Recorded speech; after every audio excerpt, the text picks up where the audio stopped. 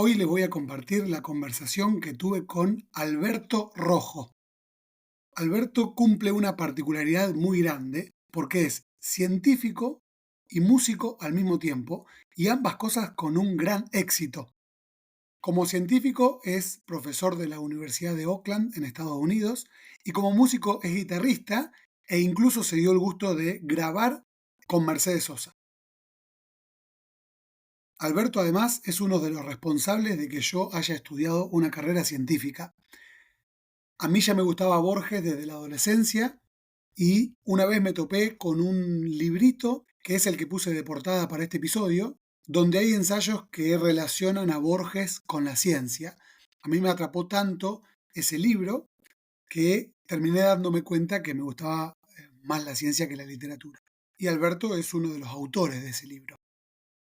Casualmente, en la conversación le pedí que me contara su curiosidad de la ciencia y él, para agrado mío, tuvo la elección de una anécdota personal con Jorge Luis Borges y gran parte de la conversación que tuvimos fue relacionada a Borges casualmente. Los dejo entonces con la curiosidad que eligió Alberto Rojo. Bueno, esta yo la conté muchas veces porque realmente la atesoro y es la vez que conocí a Borges, no solo por haberlo conocido, sino por cómo me influyó ese encuentro, ¿no?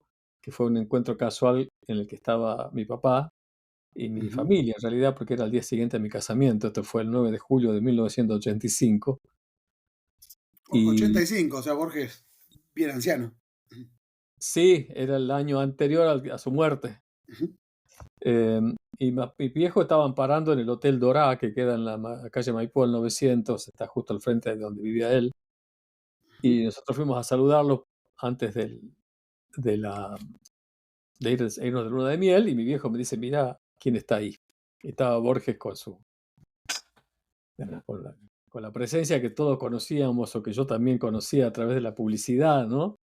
Ujú. Y bueno, me quedé mirándolo, ¿no? Porque me encima como las estatuas, porque no me podía mirar. Entonces, y era él, ¿no? A quien yo ya había leído muchísimo y bueno, mi papá me convenció. Yo tenía mucha timidez y además no sabía qué le podía decir yo a Borges, ¿no? Y él me convenció de ir a charlar con él y mi viejo le hizo muchas preguntas muy buenas. Mi viejo era filósofo de la ciencia Ajá.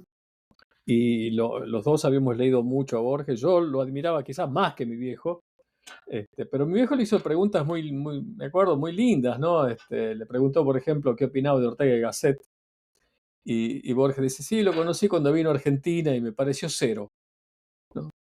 Y después el papá también le pregunta, Borges, ¿cómo es que usted, que dice que no cree en Dios, escribió tanto sobre Dios? Y Borges dice, pero también escribí mucho sobre el Minotauro, dice. Este, Wow. Sí, siempre y, con un humor particular de Borges, pero por ahí, al supuesto. toque, yo lo vivía eso, ¿no? A tiempo real.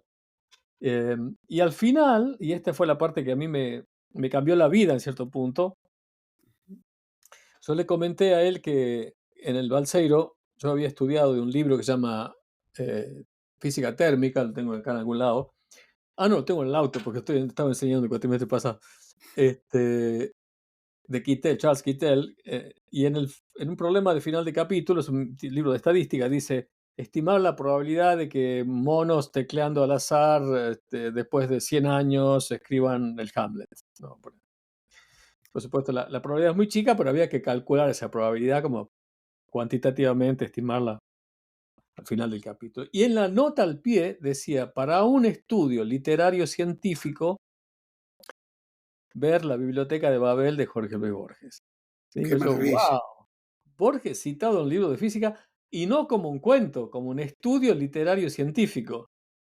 Entonces le digo al viejo, le digo, usted sabe que Borges los físicos lo citan mucho, ustedes lo leen mucho. No, yo no sé nada de física, dice. No, sí, no, yo lo único que sé de física, me dice, es cuando mi padre me enseñó cómo funcionaba el barómetro. Y dibuja así el barómetro en el aire. Le digo, no, Borges, los físicos lo citan muchísimo por todos lados. Pero qué imaginativos los físicos, dice, ¿no? Y de ahí yo empecé a releer su obra, alerta a las citas científicas, ¿no?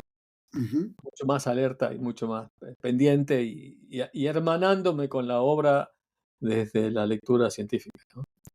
Y, y bueno, eso fue uno de los anécdotas de mi vida, digamos, que La las verdad que sí, guardo. porque bueno, Borges, en mi caso particular, fui fanático desde chico por haberme topado con sus dos obras más famosas, emblemáticas, Ficciones y el Aleph. Y recuerdo que en aquel momento yo escribía cuentos y se lo había dedicado uno a Sui Pen, el protagonista de Las jardines de sendero que se bifurcan, que luego, leyéndote a vos, en el libro de Borges y la física cuántica, hace vos una comparación hermosa entre ese cuento y las diferentes posibilidades que a escala subatómica tiene el universo cada vez que se enfrenta a una decisión, por así decirlo. Exacto, Y sí. es particular que él haya sido tan premonitorio y cuando uno le pregunta diga solamente el barómetro. Claro, exacto, exacto. Bueno, es que a veces un poco de conocimiento es peligroso, ¿no? Entonces, a veces es mejor no saber nada y pensar las cosas por tu propia cuenta, ¿no? Porque muchos de los escritores tienen cierta veneración, en cierto punto injustificada por la ciencia, ¿no? Una especie de envidia del tubo de ensayo, ¿no? Y Borges no, él tenía desparpajo con la ciencia. Él tiene un ensayo que está tomado de Lewis Carroll, sobre el rigor de la ciencia, ¿no? El mapa del imperio que tiene el tamaño del imperio. Este, Ajá, entonces, que es inútil. Primero es un mapa del imperio que tiene el tamaño de una provincia, pero no tiene suficiente detalle, después lo agrandan y lo van agrandando hasta que tiene el tamaño del imperio. Bueno, como es un mapa uno a uno, no tiene sentido. claro. Este, entonces es un poco una ironía contra la ciencia, hacia la ciencia, ¿no? De describir el mundo uno a uno y perdiéndose aquello que es indescriptible, creo yo. Entonces él es un lector de ideas, un escritor de ideas, y, y piensa la cosa por su cuenta, y en ese pensar la cosa por su cuenta llega a metáforas que ayudan a los científicos a acercarnos a la expresión de lo inexpresable, ¿no? Que es, La verdad que sí que, bueno, hay esto me dispara algunas otras preguntas, porque justo el caso de Borges es, y a través tuyo también, muy famoso, te quería comentar de la Biblioteca de Babel, algo que estoy seguro que conoces, porque en la revistita que te estuve mostrando, en el mail previo cuando te invité a la entrevista, Leonardo Moledo, él hace un cálculo de cuál es el tamaño que tiene que tener la Biblioteca de Babel, y llega a la conclusión de que tiene que ser más grande que el universo completo, y con una densidad mucho mayor. De manera que todas esas cosas fascinantes son las que a muchos como yo nos llevaron después a tratar de meternos más en la ciencia a partir de la literatura y con un personaje que y no intentó hacer divulgación de la ciencia, no es no, Isaac todo lo Asimov, contrario. claro, y que muchos nos hayamos de alguna manera perfilado es como una enseñanza y que tiene mucho que ver, yo creo que con tu vida en particular, porque así como muchos primero entramos en la literatura y luego en la ciencia, con un camino que yo creo que es bastante marcado, hay otras personas, y vos sos un ejemplo concreto, que llevan el arte y la ciencia en paralelo. Y eso me lleva a una pregunta que yo te la quería hacer antes de conocerte porque es algo que a mí me intriga genuinamente. Y es que todos sabemos que elegir es renunciar. Entonces, dedicarle tiempo a ser un músico excelente y virtuoso y haber sido capaz de llegar tan alto como vos, que en el caso que tocaste en Cantora con Mercedes Sosa incluso, requiere un montón de tiempo y tiene que dejar lugar, o sea, tenés que dejar de hacer otras cosas para poder hacer eso. Y mientras las haces, habrás tenido todo el tiempo un bichito que te dice, pero yo me estoy metiendo bien acá. No lo pensé nunca así, pero es posible que se me haya cruzado. Yo traté de seguir mi deseo, de pensar, o sea, lo que yo sentía cuando a veces me surgía esa pregunta, pero no con tanta profundidad, es si yo en vez de hacer esto hago lo otro por no perder el tiempo, no estoy siguiendo mi pasión, y si no estoy siguiendo mi pasión, lo que estoy haciendo por haber dejado lo otro va a ser menos eficiente en el fondo. ahora estoy con el dibujo y la pintura y lo quiero desarrollar y la música la estudié muchísimo porque me encantaba. No, entiendo, sí, sí. Pero me llama poderosamente la atención y por eso lo quiero destacar en esta conversación, que personas como vos, y hay otros ejemplos, hayan sido capaces incluso, porque eh, uno se pone la meta de decir, bueno, me voy a poner a tocar la guitarra para llegar bien alto, ser capaz de grabar con Mercedes Sosa, y a muchas personas ese único camino ya le consume un montón de tiempo y esfuerzo, etcétera. Por otro lado, otras personas dicen, bueno, yo eh, quiero dedicarme a la ciencia y quiero ir al balsaero y ser divulgador, etcétera. Y ese solo camino le consume un montón de tiempo.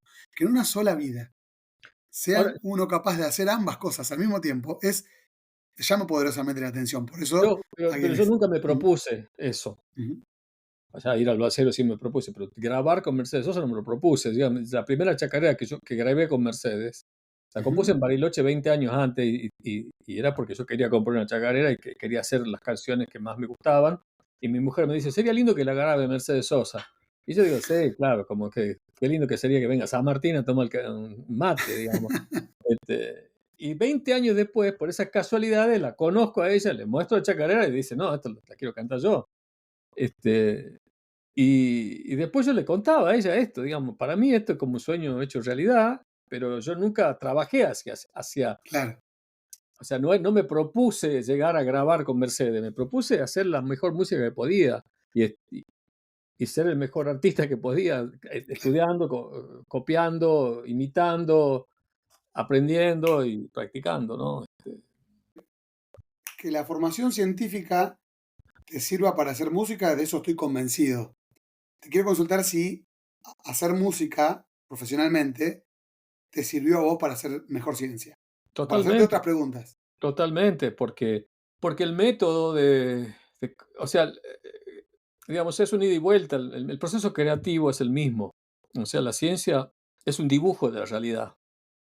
No es que uno persigue descifrar las leyes de la física. No existen las leyes de la física. Las leyes o sea, no es que las leyes de la física gobiernan el proceso, los procesos físicos. Es una manera que buscamos nosotros para entenderla. Exacto, pensar que las leyes de la física gobiernan es un concepto religioso. Es pensar que están ahí, que hay alguien que creó ese código penal de las físicas, la constitución del universo, digamos, este, pero no, son reglas que las desciframos nosotros y que están informadas por nuestros sentidos, por nuestra subjetividad, por nuestra manera de percibir el mundo, y podrían ser otras. Y son las que son porque vemos como vemos, olemos como vemos, tocamos como tocamos. Ujú, Y después observamos el mundo y verificamos esas descripciones y bueno, y construimos y controlamos el mundo con la tecnología. Pero yo creo que si nos conectáramos con otra civilización que tiene que desarrolló inteligencia y tecnología con otros sentidos, porque el camino evolutivo fue distinto, muy probablemente las leyes de la física sean distintas, pero haya un diccionario entre una y otra. Ah, no, fíjate que esa es la ley de Newton, nosotros olemos tal cosa y la percibimos así, y fíjate los aparatos que hemos hecho. Mira, nosotros volamos, ¿no? O sea, hay si uno mira con cuidado la historia de la física, se da cuenta de la ciencia, que hay muchas cosas que se construyeron a partir de gustos personales de cada uno, ¿no? ujú. Cuando viene el Renacimiento, la ciencia, hay una especie de era del desencanto, ¿no? De decir, la ciencia va por un lado, el arte va por otro, porque ahora puedo entender cómo funciona el arco iris, ¿no? Eh, Ajá. pero no, la ciencia te agrega píxeles, ¿no? Sí, de hecho hay mucha fantasía en la ciencia. Para Absoluta. poder describir o para hacer teorías que predigan la existencia, por ejemplo, del agujero negro mucho antes de que existan, primero hay que imaginarlos y hay que, hay que tener esa parte fantástica, que eso es, bueno, corresponde al arte, para después demostrar que la realidad se amolda a esa teoría que antes los seres humanos fueron capaces de decir. Claro, pensá que muchas de las ideas de la ciencia antes fueron consideradas, eran tomadas como fantasía, un espacio curvo, un objeto que está simultáneamente en varios lugares. Sí, volvemos nuevamente a Borges, obviamente, que fue el que dijo muchas de estas cosas. Claro, en la Biblia está la parte que Cristo sale de un cuarto y aparece en otro, pero bueno, si pensás en 4 dimensiones, eso podría ser, porque Totalmente. Algo que te escuché decir y que me pareció muy interesante, Alberto, es que vos me comentabas, bueno, si nosotros conociéramos otra civilización que tuviera otros sentidos, bueno, hubieran inventado otras leyes. Yo una vez había escrito un artículo para el diario local de acá de Firmat, que justamente me preguntaba eso. La mecánica cuántica, un desarrollo espectacular del siglo XX, una de las cosas principales en las que se basa es en la luz. La luz como concepto, el medirle la velocidad y un montón de otras cosas. Pero ¿qué pasaría o qué hubiera pasado en la historia? ¿Cómo pensás vos que hubiera sido el desarrollo de la ciencia si todos los seres humanos, o todo en general, todos los seres vivos hubiéramos sido ciegos? O sea, totalmente ignorantes de que existe la luz. por ejemplo. Por eso un ejemplo. Entonces, estaríamos completamente parados en otro lugar ahora. ¿Cómo Bueno, te es imaginas esa situación? muy interesante la pregunta, súper interesante. Hay un ensayo que quizás es uno de los ensayos más influyentes de la segunda mitad del siglo XX, digamos, de Nagel, que se llama em, ¿Qué hay adentro de la mente de un murciélago? Es un ensayo filosófico bastante complejo y largo, eh, pero apunta en esa dirección. Y va también, yo lo uso porque, a pesar de que no lo entiendo del todo, eh, apunta a lo que te decía de conectarnos con la civilización con otros sentidos. Y él dice, digamos, hago la salvedad de que no todos los murciélagos son ciegos, ¿no? Pero bueno, eso es otra cosa. Pero digamos, tomemos el ejemplo de Nagel, dice, uno puede imaginarse cómo sería ser muy grande, o uno puede imaginarse cómo sería ser muy chico, eh, pero, pero no puedes imaginarte cómo sería ser ver con sonido, Claro, ¿no? No tenemos la, el imagery de eso, ¿no? Entonces, si no existiese la luz para nosotros, como bien decís vos, y esto es pertinente al ensayo de Nagel, la ciencia que haría un murciélago que ve con luz, con sonido, perdón, que tiene otra velocidad, que es una velocidad, digamos, de hecho se pueden orientar porque la velocidad es corta, es chica. Si los murciélagos desarrollaron una inteligencia lo suficientemente grande como para hacer tecnología, no sabemos si la desarrollarían con sonido y sin luz, pero es posible. Estoy seguro que la ciencia sería otra. claro. Lo que es muy interesante es que la ciencia hubiera sido otra, pero la realidad hubiera sido la misma. Exacto, Yo lo que eso es quiero lo que decir digo. es, si nosotros El nivel hubiéramos es sido el ciegos, mismo. Sí, sí, claro, sí. y nos Pasa que, lleva a bueno, nosotros quizás tendría que ser un planeta oscuro, ¿no? Porque en nuestro planeta la vida se basó tanto en la luz, en la radiación solar, que no solo nosotros somos, o sea, los mecanismos ópticos evolutivamente fueron sofisticándose a lo largo de la evolución, inclusive la aparición de las flores, ¿no? Que es relativamente reciente, millones de años tienen las flores. Ujú. Es medio, Darwin decía que era un misterio, ¿no? No sabía Misterio. hacer. Sí, sí, sí, para él es un misterio, porque la idea de la flor es que es el primer invento del marketing, ¿no? De la biología, porque y por eso nosotros desarrollamos recuperamos el tercer cono, el cono en el ojo de frecuencia intermedia para poder distinguir el verde contra el rojo. Los daltónicos no ven entonces vos, para distinguir un fruto que está en el árbol, necesitas el tercer cono, y las abejas, para distinguir las flores, necesitan que haya un color para poder ir hacia el néctar y después, etcétera, ¿no? O sea, es un desarrollo de publicidad, digamos, para poder atraer a través del color. O sea que no somos los únicos que somos sensibles a la luz, quiero decir con esto, ¿no? Claro, Todos los seres, desde los insectos hasta los humanos. Entonces, en un mundo donde digamos, oscuro a la radiación visible. Alguna radiación electromagnética tendría que haber, ¿no? Claro. Pero De hecho, justamente la pregunta siguiente a la que te hice recién de la luz sería, bueno, sé que no tenés la respuesta porque me imagino que nadie la tiene, pero está bueno por lo menos discutirla. ¿Qué otras cosas hay en el universo que culpa de que no tenemos el sentido adecuado nos están pasando ahora por el costado y, y no la podemos ver? bueno, no lo sabemos, pero sí sabemos, por ejemplo, que los pájaros tienen 4 conos o sea que nosotros somos daltónicos a algunos colores que los pájaros ven, ¿no? Entonces, nosotros los vemos como el mismo color y ellos los distinguen. Y hay unos calamares gigantes, qué sé yo, que tienen 120 conos, nadie entiende bien por qué. Pero es cierto que, digamos, que somos tenemos cosas que quizás la dualidad de partícula no hubiese surgido como problema en otro Totalmente. mundo en el que pensamos en partículas y pensamos en ondas. Quizás sea una cosa natural y sin problema ¿no? Qué interesante de pensar. Se me Sí, ocurre un ejemplo, corregime, yo no soy físico. Bueno, las ondas gravitacionales, por ejemplo, porque nunca nadie las pudo ver y no obstante, el ser humano tuvo la capacidad de predecirlas, detectarlas a través de aparatos, pero es algo que no se es esquivo como la luz.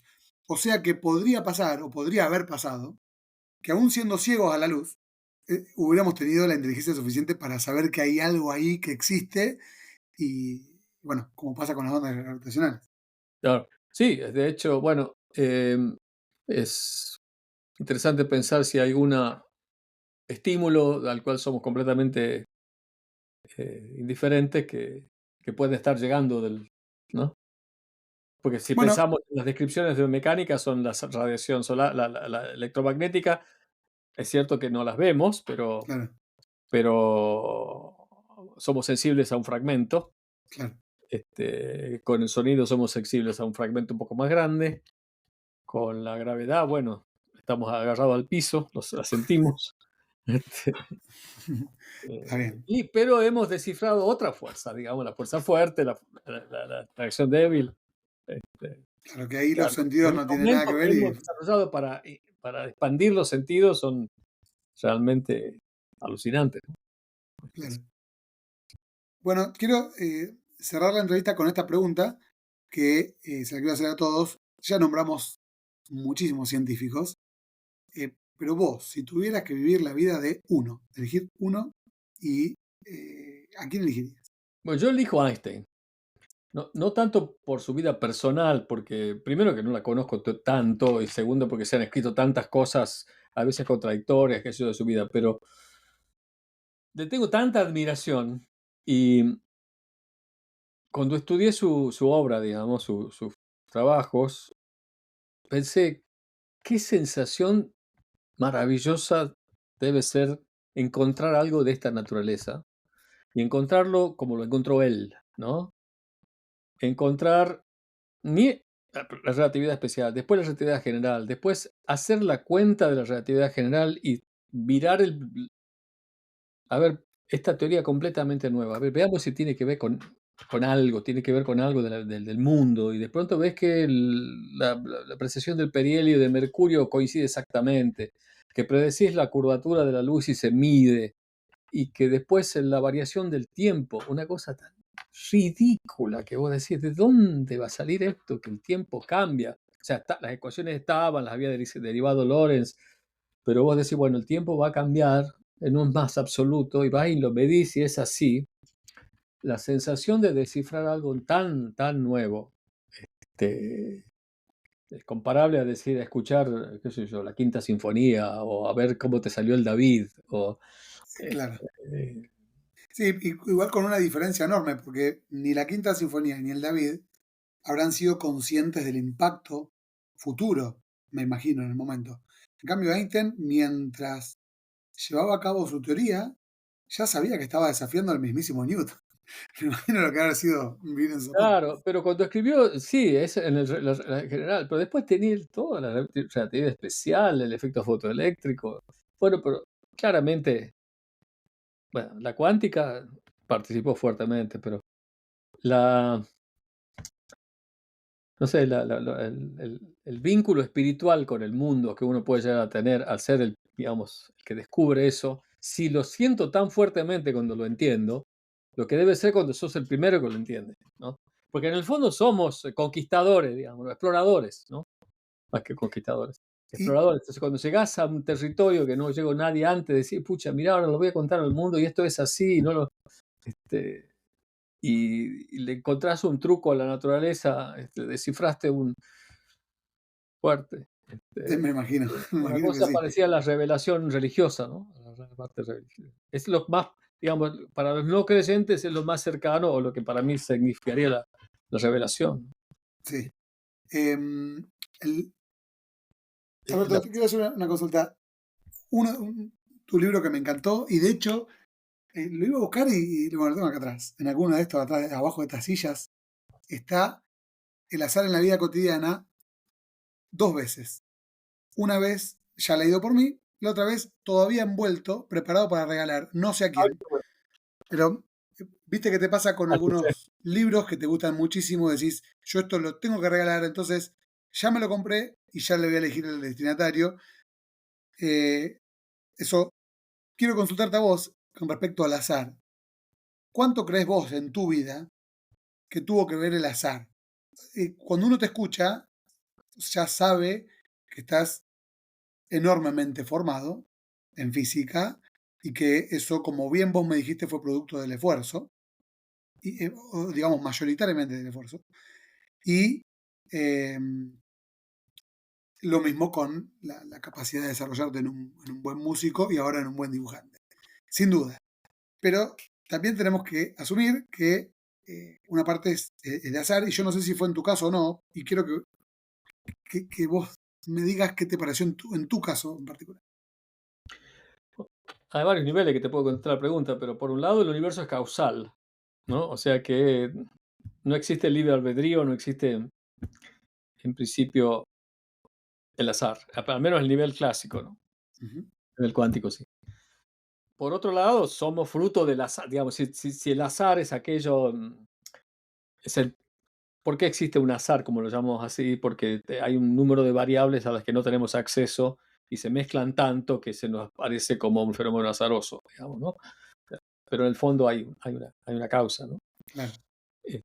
Nuestra pura existencia es obra del azar, digamos, el hecho de que seamos humanos es puro azar, porque vino un rayo cósmico, crearon las mutaciones genéticas que fuimos evolucionando, bla, bla, bla, o sea que somos todo obra del azar, ¿no?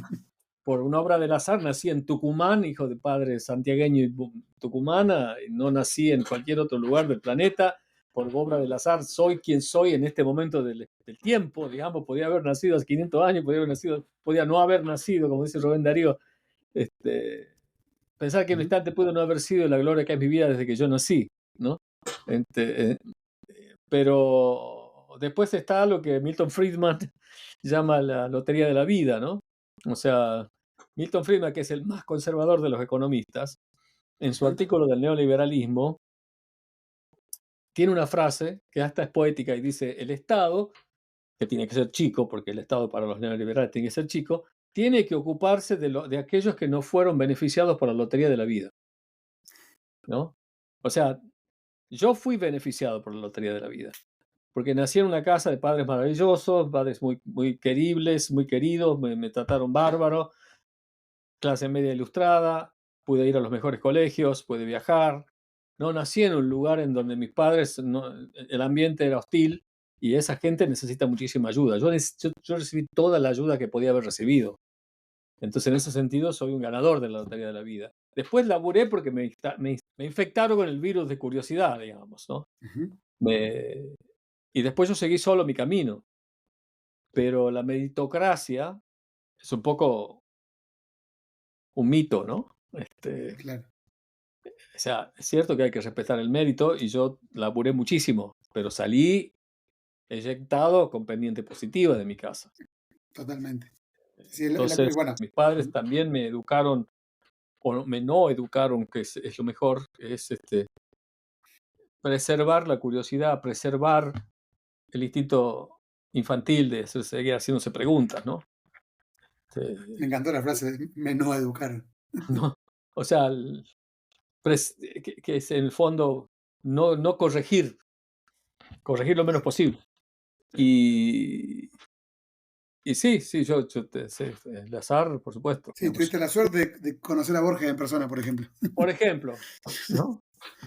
Cuando, Este, cuando yo nací, él ya se había muerto. Y bueno, y una de las cosas que yo también tengo como reflexión, él, eh, mi viejo me decía que no le gustaba nada Borges, a él, porque era un aristócrata y él, mi viejo era peronista y bueno, entonces eh, yo creo que tuve suerte, digamos, yo creo que Borges ahora tiene a lo mejor en algunos aspectos más popularidad porque algunos de sus contemporáneos no rescataban tanto lo fabuloso de su literatura porque estaban en contra o de sus opiniones políticas o de opiniones acerca del fútbol que tenía, etcétera. Y está bueno, en mi caso, no haberlas conocido. Yo me topé con él en el año 2000. Ya había sí, pasado un montón y ya él... sí, era un viejo gorila, pero fíjate la vida que llevó y dónde vivía. Cuando Vargas Llosa va a visitarlo en la calle Maipú en 900, departamentito que era una estampilla, Ujú. donde vivía el más grande escritor del siglo XX. Y lo va a visitar y dice, y ve que tenía goteras el departamento. Y le dice, Borges, ¿cómo usted tiene goteras acá en el departamento? Al día siguiente, cuando alguien va a visitarlo, "Ah, me vino a visitar un peruano que creo que trabaja en el mercado inmobiliario", dice, ¿no? Eh, y los peronistas andan en Audi, viven en Puerto Madero y tienen, ¿no? Y Borges, que es el aristócrata, el gorila, comía arroz blanco, no tenía ningún gusto sofisticado, vivía en un departamentito muy, muy modesto. Y eso también tiene que indicar algo, ¿no? O Sí, sea, sí. eh, Muy interesante. no, Lo que vos me yo estás lo valoro contando de mucho cómo a él, vivía, yo lo quiero mucho a él. O sea, ujú, es una persona que es muy fiel a su... Por supuesto, tiene los vicios de un poco del apellido y tiene frases horribles, ¿no? Frases horribles. ujú. Pero su obra lo rescata, lo redime. Sí, sí, sí. La verdad que el dato de que él vivía en el departamento con gotera, que lo había visitado por Gallosas, no lo sabía, lo tomo, te agradezco mucho. Yo lo conocí de afuera, pero era un departamento en la calle Maipú 900, vos lo vas pasando por ahí, es un departamento cualquiera, digamos. Estamos Ujú. pensá dónde viven los escritores, dónde vive J.K. Rowling. Tiene miles de millones de dólares, más de 1.000 millones de dólares. Borges no tenía un mango. O sea, no es que no tenía un mango. Sí, no era una persona Claro. pudiente, porque su obra no se vendía mucho. No era una Claro. obra. Pero es impresionante cómo la gente cuando habla de Borges, cada vez más lo reivindican al título de, como dijiste vos, el mejor escritor del siglo XX. Digamos, todos los que leen a Borges están fanatizados con él y lo ponen a la altura de él, Kafka y ninguno más. Así, eh, ¿Cómo puede ser que no haya ganado el Nobel? Porque es muy superior a muchos que sí. Sí, ¿Cómo se es explica? cierto, Kafka no lo ganó. Este, Joyce tampoco, Malraux tampoco. No sé, hay muchas teorías. Una es que Nabokov estaba en contra porque no le parecía buen escritor. Otra está la de Pinochet, que aceptó la condecoración a instancia de su madre. Yo creo que básicamente tiene que ver con eso y con que Argentina no lo quería mucho. Claro, pero muy interesante que de los que yo escucho, nadie dice era excelente, como dicen de García Márquez, de Saramago, eh, que yo los considero excelentes en serio. Todos dicen, era un superdotado. Es No, no impresionante. solo, no solo todos, el mismo García Márquez, el Claro. Calvino, Herman además son escritores que no existirían sin Borges. O sea, cuando le dan el premio a García Márquez, Italo Calvino dice, ¿cómo le van a dar al alumno antes que al maestro? Salman Rushdie, Humberto Eco, todos son escritores que existen gracias a la literatura de Borges. Sí, de hecho, Eco hizo un personaje en honor a Claro, Borges. en La Nombre de la Rosa, sí, Ujú, el bibliotecario. ujú, Este, exactamente. Y no solo eso, sino que él reconoce que cuando leyó por primera vez a Borges, dice, ¿cómo? ¿Se puede escribir así? Qué suerte haberlo tenido. No, y me gusta haber empezado mi relación con vos, conociéndote a través de Borges, y terminar esta entrevista Qué también. lindo. Bueno, que sea el principio de otras conversaciones. Bueno, Alberto, te agradezco muchísimo. Gracias por tu Gracias a tiempo. vos. Gracias a vos y después mostrámelo al podcast. Por supuesto que sí. Mm.